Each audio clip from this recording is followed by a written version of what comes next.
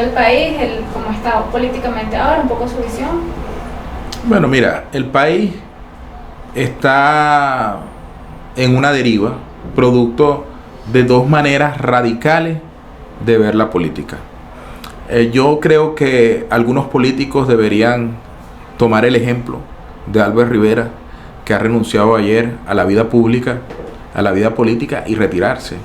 Yo reflexionaba mientras veía a Albert Rivera, que en el año 2002, yo tenía 20 años, prendí la televisión, el 11 de abril estaba Leopoldo López, Capriles, Julio Borges, y después, no sé cuánto ha pasado desde el 2002 hasta ahora, ¿cuántos años llevamos?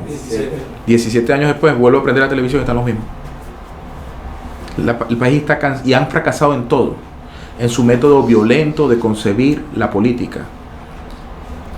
Tú no te metes a política para meterte en un ring de boxeo.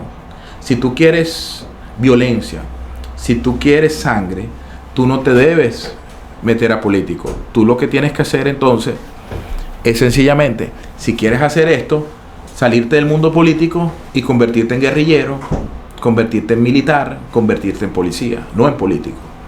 Entonces, Venezuela necesita un acuerdo político, pero no un diálogo.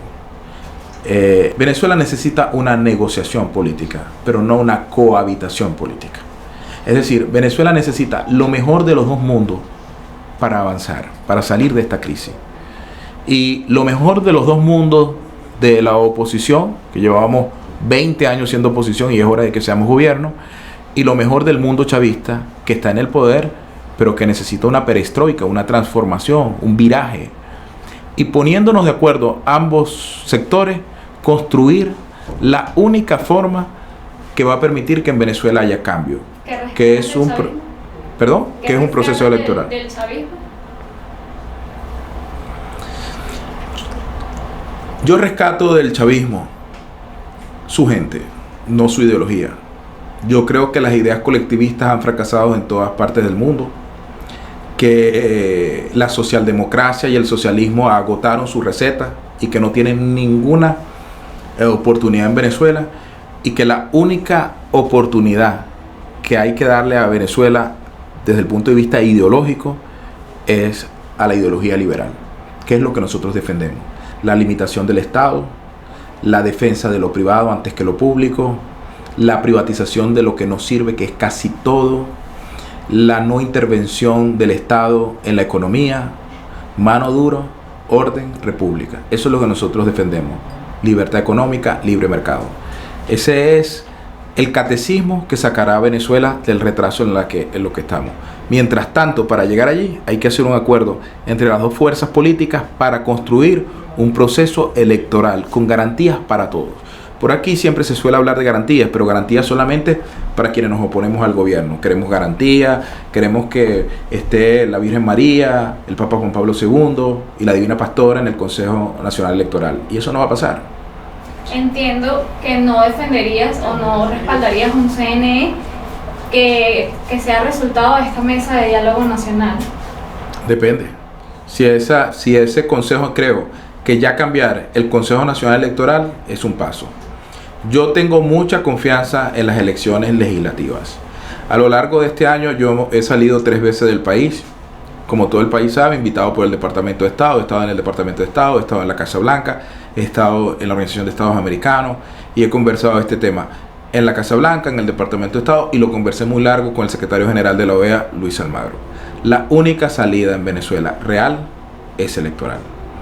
Y para ir a una salida electoral no hay que ir con arcángeles dentro del Consejo Nacional Electoral. Hay algunos que creen que nosotros necesitamos un Consejo Nacional Electoral con las 3 divinas personas. Yo no creo eso.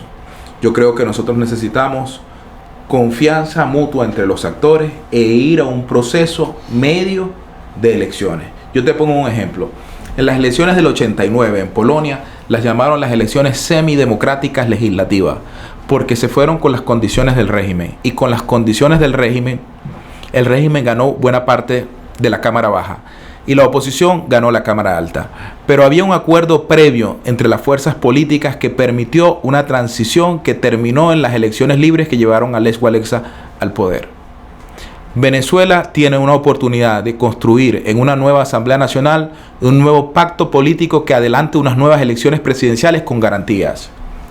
Garantías que permitan que el chavismo salga del poder, no de plano. Fíjate lo que digo, que el chavismo salga de poder, no de plano. Porque algunos no quieren que el chavismo salga del poder, sino de plano, quieren matarlos, acabarlos. Y el chavismo tiene que tener la garantía que al día siguiente que pierda unas elecciones va a poder estar haciendo oposición y no que va a terminar en las morgues de Bellomonte o en la cárcel de Ramo Verde. Y eso es lo que nosotros defendemos. Yo defiendo un gran acuerdo de reconciliación nacional. Creo que los que llevan 100 años en la política del odio han fracasado.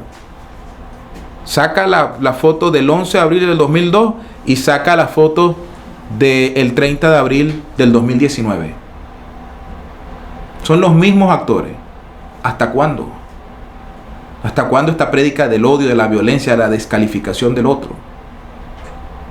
Eso no está haciendo una nueva Venezuela. Eso está acabando con Venezuela. Y eso no facilita un cambio. Eso es lo que ha evitado el cambio en Venezuela. Precisamente ese catecismo de la violencia y esa política de Amateus que dice que la política ya no es el consenso, que la política no es el debate, que la política no es elecciones. Ahora, de que esto no es un gobierno transparente, no lo es. De que este no es un gobierno que juega limpio, no lo es. Yo mismo te estoy hablando de reconciliación, de ir a elecciones, y nosotros estamos invalidados. ¿Y estamos invalidados por quién? Estamos invalidados por Delcy Rodríguez y Jorge Rodríguez. Sin embargo, a pesar de estar invalidados por Delcy y Jorge Rodríguez, yo apuesto al éxito de esa mesa de diálogo que hay en Casa Amarilla. ¿Por qué? Porque mi visión y nuestra visión es mucho más amplia que nuestros intereses personales o mezquinos, que es, creo, el gran problema de la clase política. Porque fíjate, dicen que la mesa de la Casa Amarilla es mala. Pero yo pregunto, ¿quién está sentado en Casa Amarilla? Jorge Rodríguez, Delcy Rodríguez y Héctor Rodríguez. ¿Y quiénes estaban sentados en Barbados? Delcy Rodríguez, Héctor Rodríguez y Jorge Rodríguez. ¿Y por qué allá eran buenos y aquí son malos? Porque ya estaban sentados la gente de Guaidó y aquí no están sentados la gente de Guaidó. La clase política venezolana es un estiércol que tiene que ser limpiado, que han acabado con este país, con la fe, con la esperanza, han agotado la paciencia de la gente y por eso la gente ya no responde. No responde ni a las convocatorias del gobierno y no responde a la vieja clase política tradicional. Y por eso, este 16 de noviembre, la gente no va a salir. Y los políticos creen que va a salir. No va a salir porque la gente los detesta, los desprecia, se agotó. Y eso no quiere decir que respalden al gobierno. Eso es lo que quiere decir es que la clase política no entiende la tragedia en la que están metidos. Están metidos en una tragedia peor o igual a la que estuvo la Cuarta República, Acción Democrática y COPEI previa a la aparición de Hugo Chávez en el año 97, 98. Que no entendían que el modelo se había agotado y que la gente estaba pidiendo no solamente el cambio de gobierno, sino de la oposición.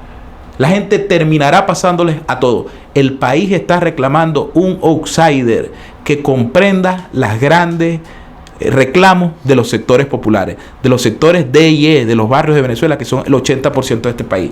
Porque 80% de este país, ni siquiera puede ver esta entrevista. De cada 10 venezolanos que viven en los barrios de Venezuela, 6 no tienen teléfono inteligente. Dicho de otra forma, 60% de la población venezolana, de los pobres de este país, no pueden ver lo que tú y yo estamos hablando. Pero toda la política que se hace en este país se hace a través de esto. Basura para la clase media, para el odio de la clase media, para los WhatsApp de la clase media, para el Instagram de la clase media y los pobres de este país. ¿Quién les habla a los pobres de este país? Preferimos venir a Contrapunto que ir a Katia. Preferimos ir a CNN que ir al 23. Preferimos lanzar un Twitter que ir a hablar con la gente del Abasto en La Vega. Esa es la tragedia de la clase política. ¿Crees que se puede llegar a ese acuerdo político por lo menos en un mediano plazo? No. ¿Cuánto tiempo tiene que esperar a tu juicio la población venezolana para poder por lo menos realizar? Esta clase política está desnaturalizada y ha perdido la autoridad. Es decir, no representa a la gente. Cuando tú ves todas las encuestas, reflejan un repudio por la vieja clase política tradicional. Pero la vieja clase política tradicional que la ha metido al país ni siquiera es capaz de hacer un mea culpa y decirle al país: nos equivocamos, hemos mentido. ¿Cuánto lleva el gobierno de transición, el cese de la usurpación y elecciones libres? Estamos en noviembre y la usurpación solamente cesó en Twitter. Y Guaidó se convirtió en el presidente de la República de Twitter, Instagram y Facebook. Y la gente sigue muriéndose de hambre. Lo único que cambió es que Guaidó se viste mejor. La gente se viste peor. Entonces, yo, en vez de satanizar que hay un nuevo Consejo Nacional Electoral, no, saludo que hay un nuevo Consejo Nacional Electoral. Y hago un llamado al gobierno nacional a que permita que todos los movimientos que estamos ilegalizados por el capricho de esos hermanos perversos que son los hermanos Rodríguez, nos dejen medirnos en elecciones libres. Porque yo sí tengo una enorme confianza en las elecciones legislativas venezolanas.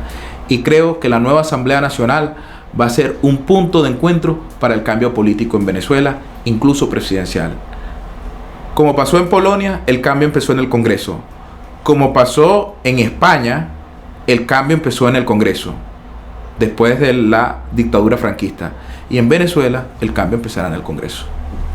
Desde ProCiudadanos, ¿qué acciones tienen pensado llevar en los próximos días, en los próximos meses?